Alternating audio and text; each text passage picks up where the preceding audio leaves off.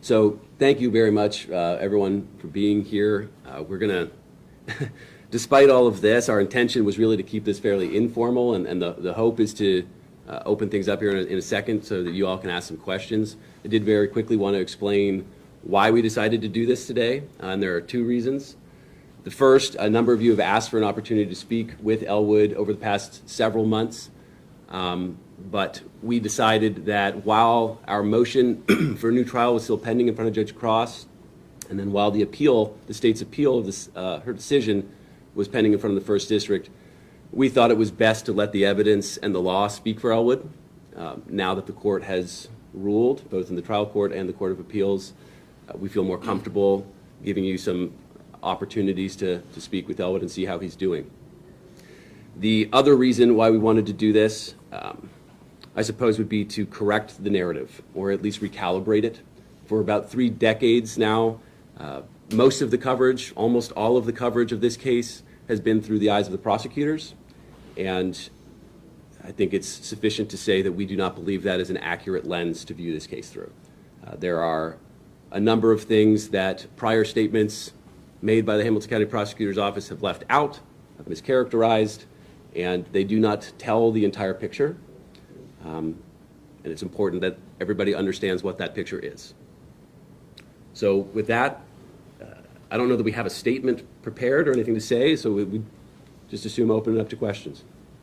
Elwood, can you describe that moment when I believe it was your attorney who reached out to you and told you that the ruling was in your favor? It was Dave. Dave reached out to me by phone and told me. And I really couldn't believe it. And I was lost for words. It was like, and I'm still lost for words in a sense because of all the bad rulings have come out over the years. It's kind of hard to just comprehend when something good happens. So. What's it been like, or what was it like before you were released for the last 27 years? Each day I get up, I would go sit in my cell or pull out my typewriter, usually write a letter to somebody. I spent just them whole 27 and a half years writing letters, asking someone just to look at this case. And I still have lots of the letters left, asking them, I'm not saying take my word, but I just want you to look and you draw your own conclusion. But at the end of the day, I did not kill Miss Nathan. And no matter what no one say, I did not, and I still say I did not. I'm not a murderer.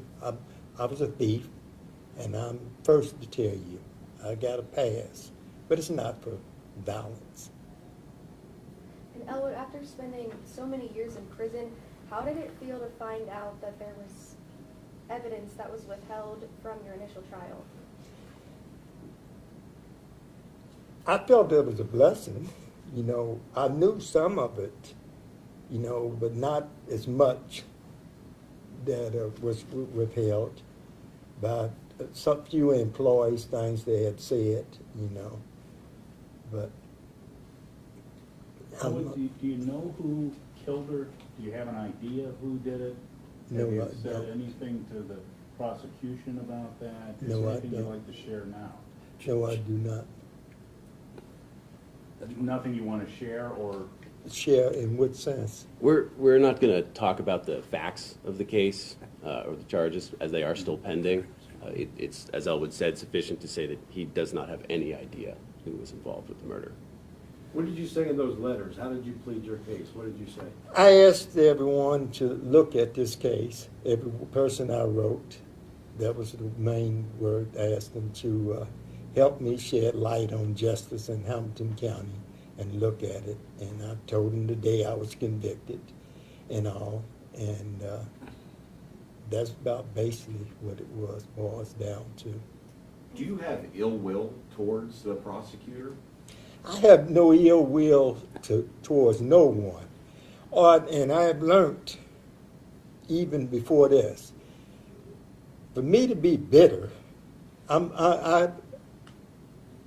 I won't say that I don't have, I got some bitterness, but it's not directly towards them or anyone else. It's sad that I've lost a lot too in all these years.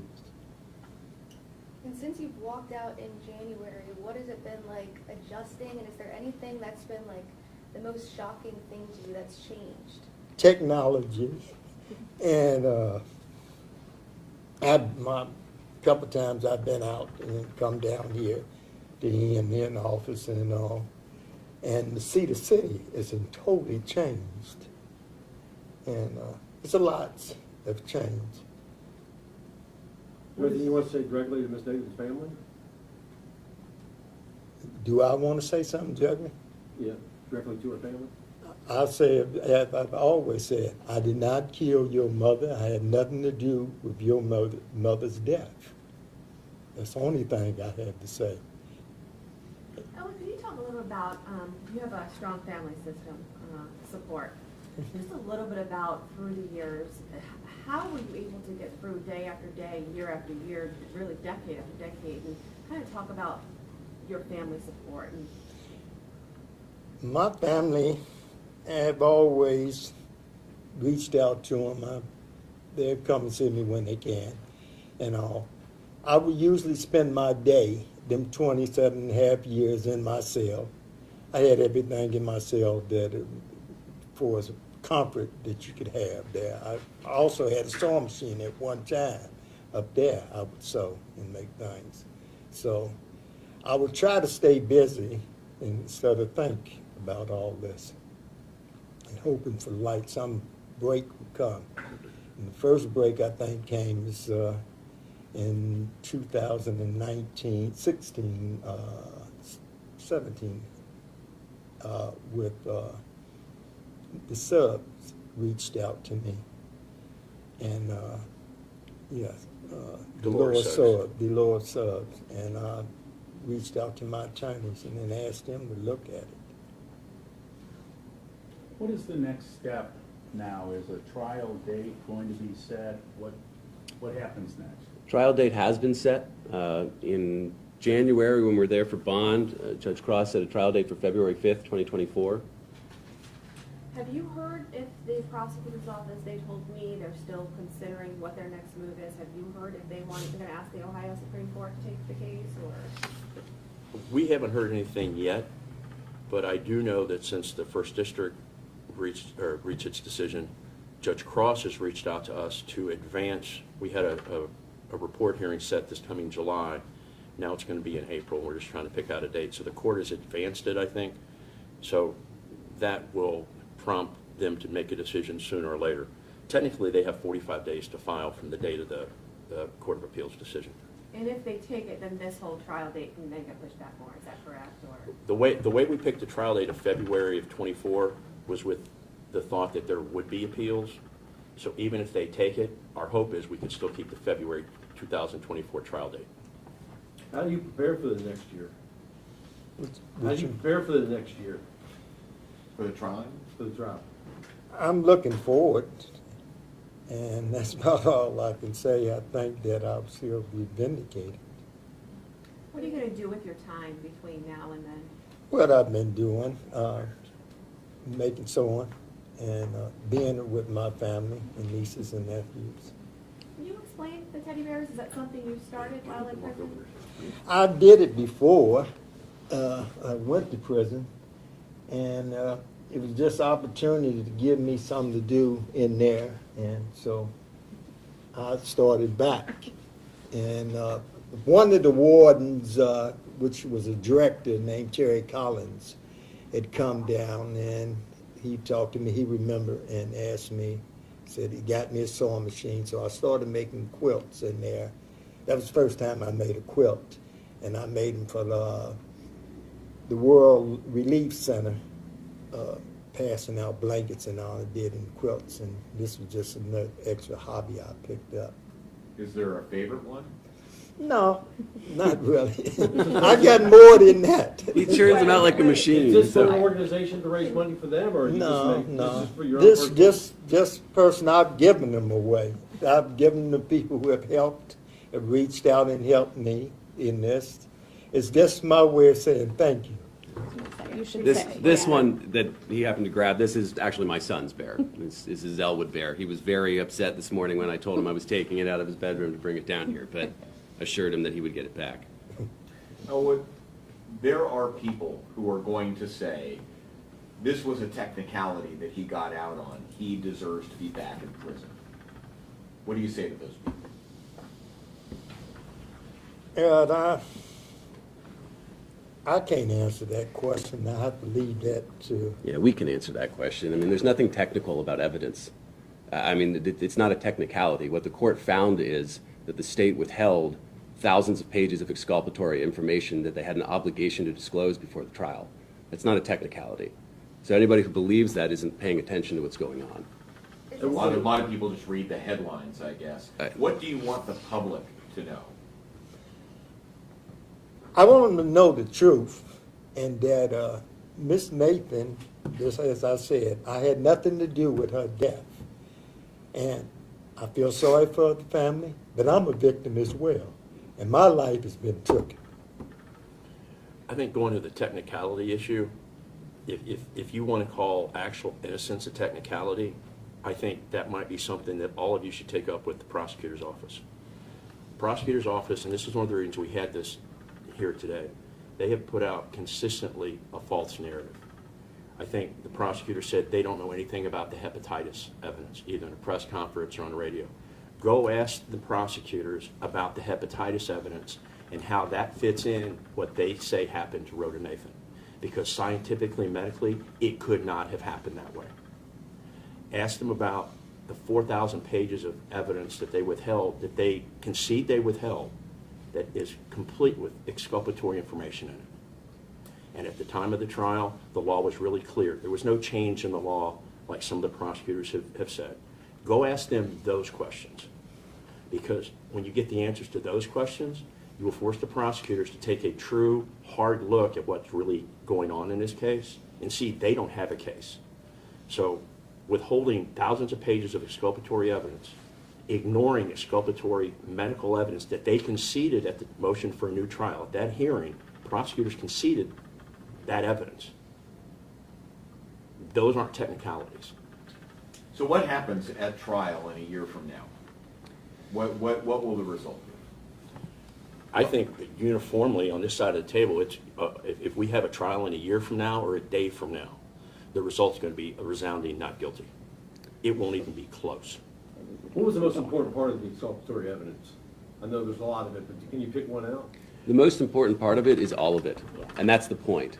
The prosecutors have tried to focus on one part or another rather than looking at the totality of the evidence, which is what they are required to do, and it's what the judge was required to do.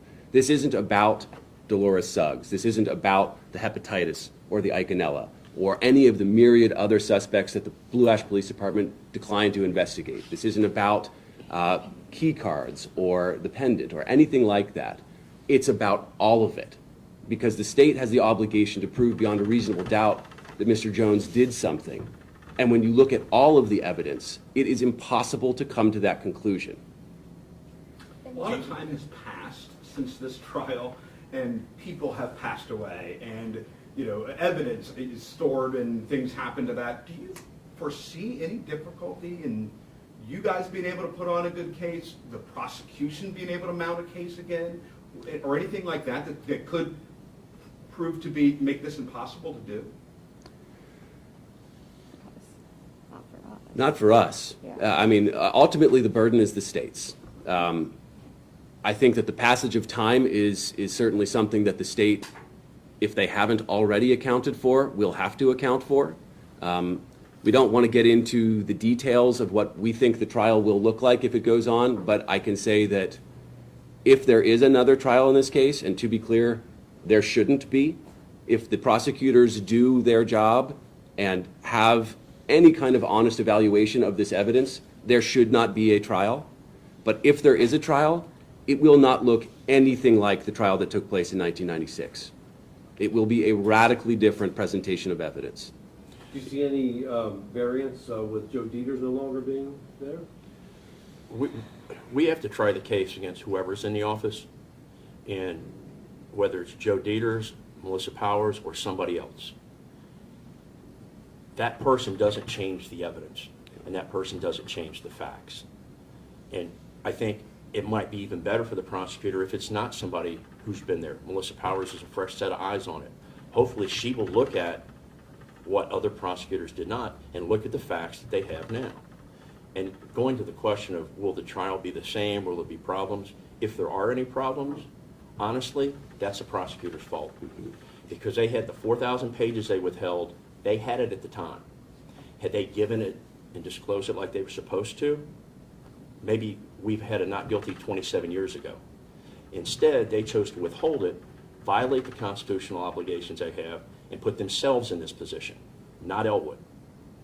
And make no mistake about it, the representations that were made at that trial 27 years ago cannot be made by the prosecutor today, knowing that we have all of that withheld information. Elwood, are you feeling free at all right now? In a sense, in another sense, that no, but I just do it. It's just a little different. That I'm not in a cage, and I can wake up in the morning.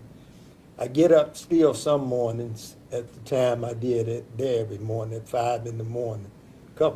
This past week I got up at 7, so my body is changing just a little, and I can't go out and sit on my steps, on the porch, on the back at the house, so I have to stay in the house, so I'm still caged in. So my focus, I make animals, I may read a book or something, and that's it. Did you have something? And yeah, is this the only time you've seen something like this from the prosecutor's office when it comes to withholding evidence? 110% no. It happens in that office literally every day. That gets us down that's an entirely different discussion, but that office universally has a significant problem recognizing, understanding, and doing what the Constitution requires them to do. Why did they do it in this case, in your opinion? Pardon me? Why did they do it in this case, in your opinion? I think they intentionally, purposely withheld the information because you don't accidentally withhold 4,000 pages.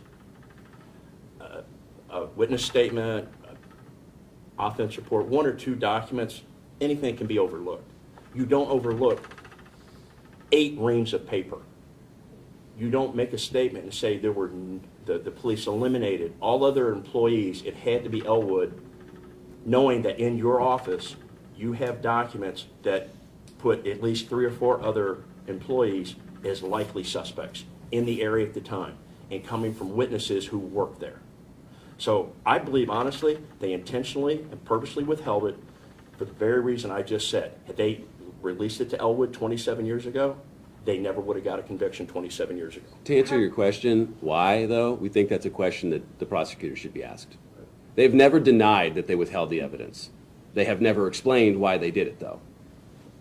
The prosecutor's office has said that at the time they only needed to turn over evidence that was relevant to the case. What would you say to that? With the evidence that was withheld, would you consider that relevant? Are we still live? Okay. I'll have to clean up what I would say about that, but it's grossly disingenuous and simply false.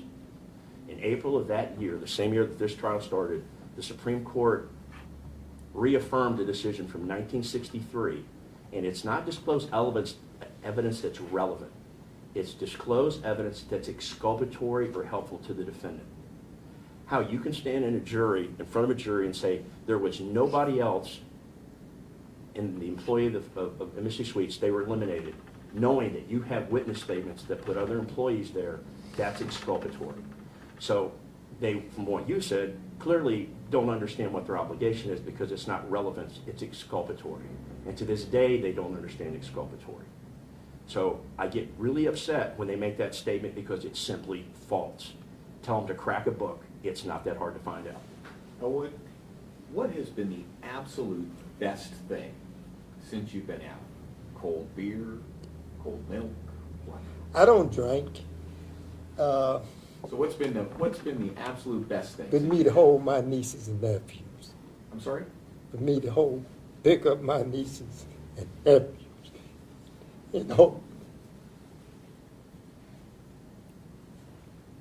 That's been the best. to me, When you say that you have no ill will, but then you're also hearing people involved in the prosecution still calling you names and insisting that you're guilty, how does that make you feel? you know, this may be kind of hard for everyone to understand. I got a past. In my past, sometime comes in another form that makes people look and accuse you of things you didn't do. But hopefully, it comes to the light. So I don't fault them accusing me of something if it was true. But I'm never going to be able to stop that because I have a past. But I do not have a past for hurting anyone or murder. Why do you say you have a pass? What do you mean? Because I have a past. I have a criminal past of theft. Past Well, with a that's- T, I'm so yeah. sorry. Yeah, I got you. Thank you. So your opinion, the real killer's still out there? Yes. Absolutely. And that's one of the biggest issues with this whole thing is, that we hear various representatives of the state get up and talk about this is all about justice for Rhoda Nathan. And we agree. We wholeheartedly agree. But justice for Rhoda Nathan doesn't mean convicting and trying to execute somebody who didn't kill her. Justice for Rhoda Nathan is doing the job that was supposed to be done almost 30 years ago in finding out who actually did that. And Elwood, throughout your time in prison, did you ever imagine that you'd be here today awaiting a new trial? Did you ever imagine that? I thought about it, but it just seemed like it just wasn't coming through, and I just still hold on to hope.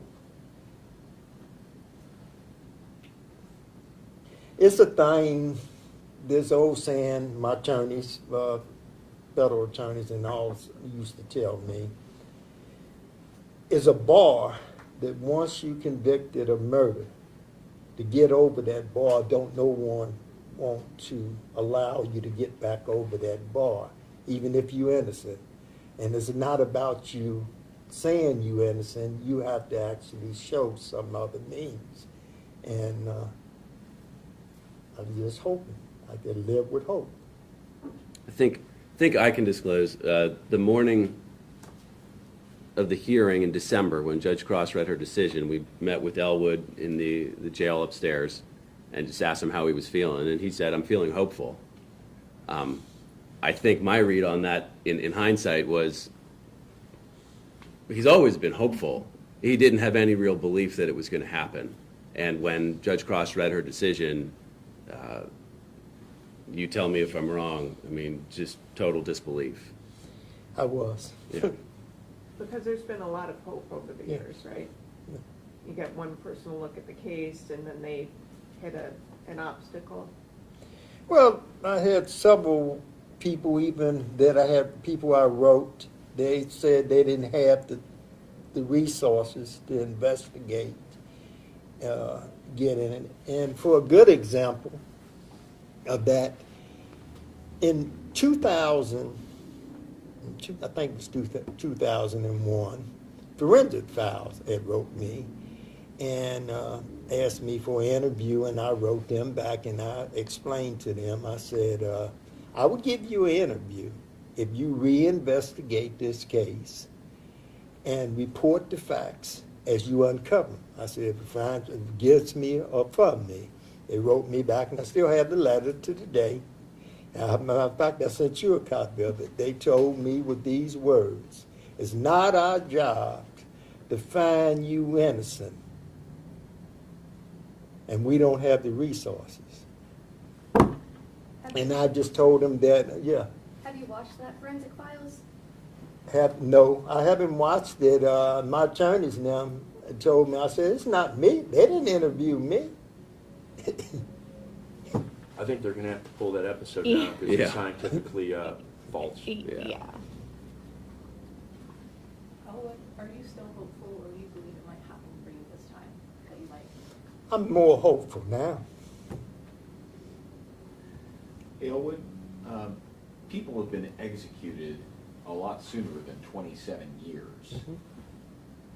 Is it hard to think that you very well could be dead, innocent and dead? Well, according to them, I would have been dead at this hand, before this hand. I was set for execution 3 times. Not only was I set for execution, I was fed the wrong medicine in there and was put in a coma. So, When was that? since I was in Chile, In Chillicothe? yeah. So, I'm sorry, maybe I missed something there. Did you say that they went to execute you and gave you the wrong? No, not for execution. I was given the wrong medicine, just regular medicine, and So they almost killed you without going Right. to the Yeah. execution, Yeah. one way or the other. Right. I think that's. How close did you actually come to an execution date? You said you had it 3 times set and then something happened? I mean, Well, no, they changed the date. I thought it was more than that. I think there's actually been 6 different I think scheduled there's 6 executions. different dates. are we talking like within weeks or days or Months, months? months. Months. As far as I know, as we sit here now, technically, if you go to the Attorney General's website, I don't think he's been removed. He has an execution date December 2023. I don't think it's updated yet. Okay. So But, I mean- how does that feel, Elwood, the fact that you have it, right now, there was an execution date of December of 2023 for you? I don't know if that's Yeah, been just to rescinded. clarify, he is not guilty at Yes. this point. Yeah. I mean, in light of Judge Cross's decision, legally, Elwood is not guilty and cannot be executed. So what Jay was referring to is the fact that the state still hasn't updated its records, but That's gotta be chilling. Well, the whole case has been chilling, if you want to be honest.